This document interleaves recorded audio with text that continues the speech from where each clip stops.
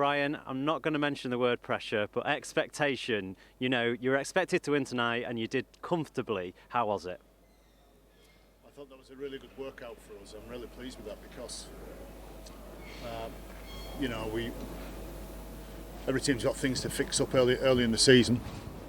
No sound? No sound. No sound on this? Is this work? We'll just share. Is this work? Okay. So how are you feeling anyway? No, every team's got something to work on early in the season, and you want to get through those things that you need to work on as early as you can.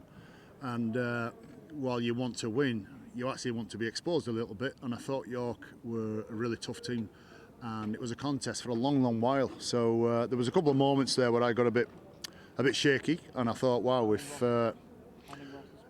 if York get back into this, you know, with another try, this is going to be a bit scary for us.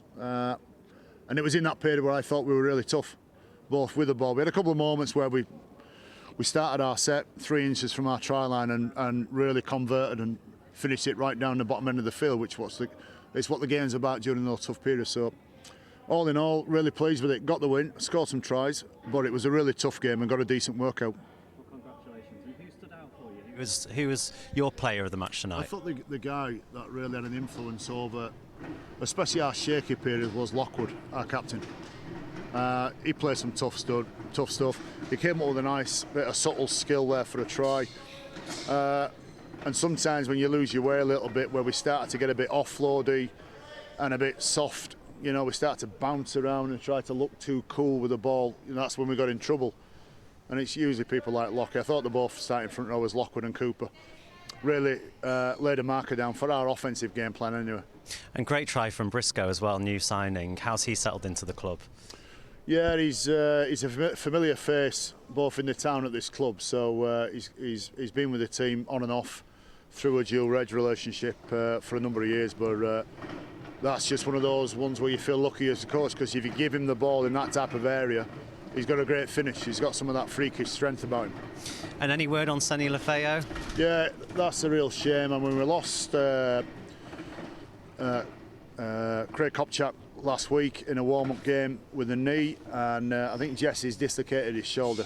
Now, the early news it's gone back in, but whenever it pops out, it's not a good thing. So something in there is stretched. You know, I'm hoping it's like a few weeks and he'll get back on the field, but yeah, let's fingers crossed for him.